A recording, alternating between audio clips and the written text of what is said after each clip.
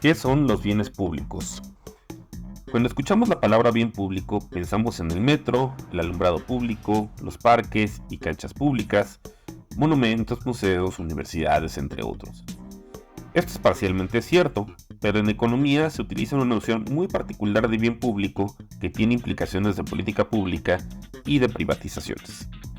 En general, la economía clasifica los bienes en públicos, privados y cuasi públicos, es decir, estos últimos tienen características de los dos anteriores.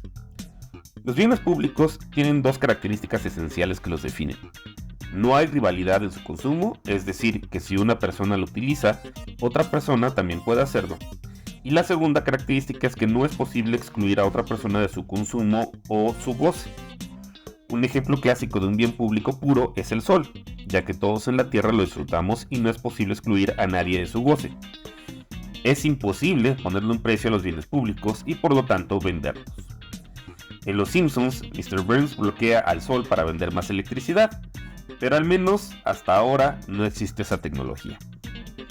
Por otro lado, pensamos en el agua como un bien público porque su provisión es casi siempre pública y porque se trata de un derecho humano, pero en realidad, bajo la definición económica, es un bien privado.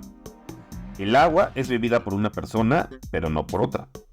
Y tan es posible excluir de su consumo que nos la venden en botellas. A estos bienes sí se les puede poner un precio y venderlos. Algunos otros ejemplos son los celulares, la ropa, los coches, la comida, entre otros. El problema son los bienes que tienen características de ambos. Por ejemplo, hay bienes que pueden ser utilizados por varias personas hasta cierto punto en que se saturan.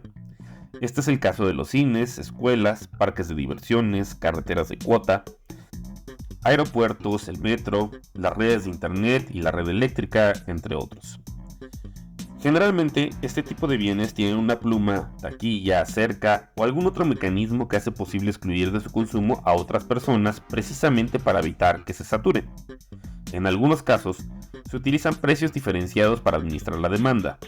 Por ejemplo, los vuelos muy temprano suelen ser más baratos, así como el cine los miércoles, la electricidad durante la madrugada, entre otros.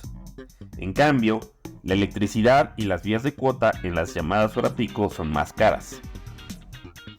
Hay otros tipos de bienes cuasi públicos en donde es físicamente imposible poner una cerca o una taquilla. Este es el caso de las playas, bosques, lagunas, ríos, mares, acuíferos, entre otros.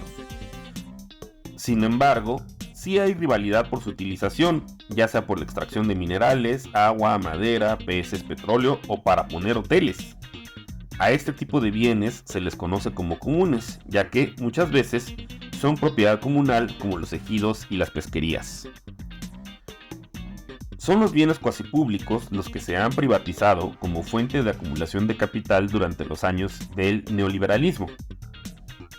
La tala de bosques y selvas, extracción de agua de acuíferos hasta salinizarlos o agotarlos, la extracción y agotamiento de yacimientos petroleros, la pesca inmoderada, la venta de minas, compañías de teléfonos y de electricidad, de los trenes, carreteras y aeropuertos, el establecimiento de cuotas en escuelas y universidades, la privatización de playas y carreteras, entre otros, son los saldos del neoliberalismo durante las últimas décadas.